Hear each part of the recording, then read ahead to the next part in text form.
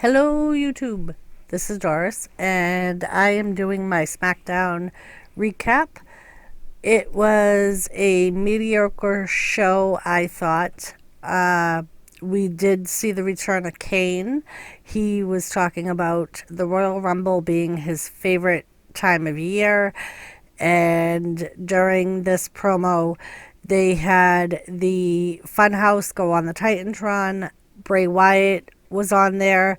He talked about how he remembered Kane and that the Fiend remembered Kane. They showed clips of the Wyatt family and Kane during their feud.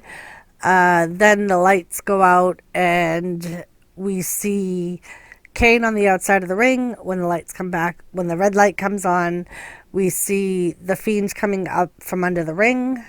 He crawls out. Kane is facing the stage, waiting for him to walk out, which we all know he doesn't. But Kane turns around just as the Fiend reached the ropes and put the mic to his mouth and said, "What took you so long?" talking to the Fiend. The Fiend turns around just in time to receive a running knee from Daniel Bryan. The lights come back on, and Daniel Bryan is kicking the crap out of the Fiend. They ended up having Daniel Bryan come up with some of the Fiend's dreads.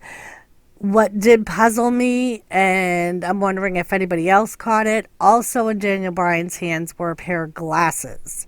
He kind of just placed the glasses on the mat and kept the dreads in his hands. The Fiend did crawl back down into the hole, and Daniel Bryan and Kane proceeded to do the yes chants.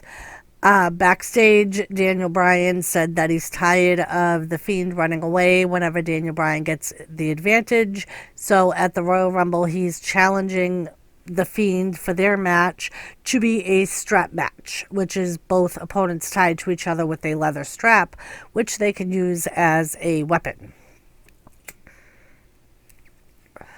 We saw Big E face John Morrison in Morrison's return debut, and they ended up having Morrison win after Starship Pain.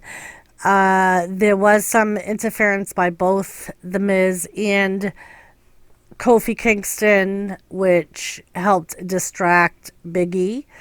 We saw the Usos versus the Revival, and the Usos won after Jimmy Uso connected with Splash onto Wilder.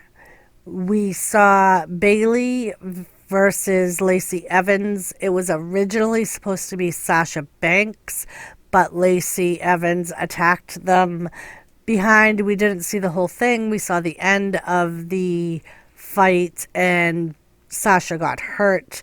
They forced Bayley to take her place. We saw Shorty G cutting a promo backstage. Sheamus came out, and Shorty G ended up attacking him, and the officials held Sheamus back from retaliating. So this is going to end up, it was announced they are going to have a match at the Rumble. Braun Strowman did a backstage promo demanding a Intercontinental Championship match, stating that he's pinned Shinsuke twice and deserves a match. Sami Zayn went out to the ring, interrupted Elias, and Zayn said that Strowman's request is denied, and the three of them started beating down Elias after he made a song about them. This, of course, we know brought out Strowman, who ended up saving Elias and beating down the three of them. Sami Zayn did announce the entrance of Shinsuke in the Royal Rumble. We know Braun Strowman's in the Rumble, so that ought to be interesting. We saw Alexa Bliss versus Sonya Deville.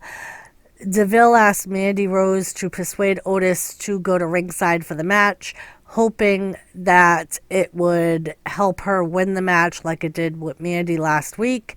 The opposite actually happened. it was actually DeVille instead of Bliss that got distracted, and this led to Bliss pinning DeVille.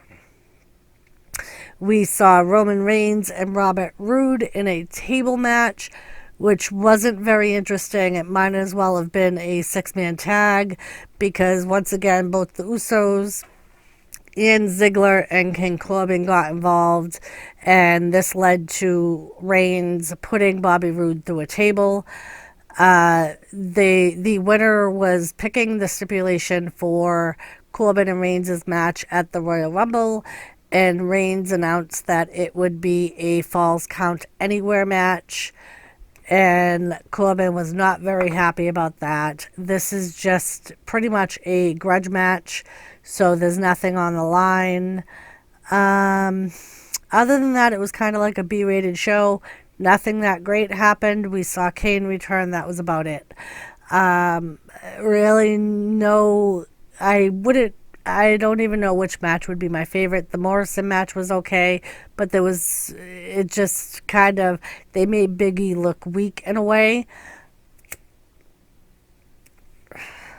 So I'm not really sure what they're trying. I'm sure that's going to lead to a tag team title match down the way. They did keep mentioning how Morrison and The Miz used to be tag team and were tag team champions at one point. So I'm sure that's where they're going with this storyline. But we will have to wait and see. There's nothing in the cards yet. I'm sure last week Miz pinned Kofi. This week Morrison pinned Big E. I'm sure next week or at the Rumble they're going to end up having a tag team match. But we'll have to wait and see. Other than that, it was kind of, like I said, a B-rated show. Nothing too big happened. That was about it.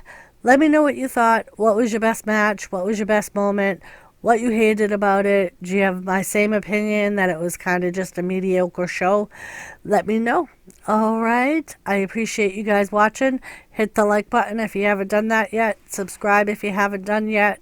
And other than that, I will see you peeps in a few days after Monday Night Raw. And I hope you guys have a wonderful weekend. I know it's snowing here. Not sure if anybody else is getting snow, but so we've been pretty much cooped up for the night. And that was about it.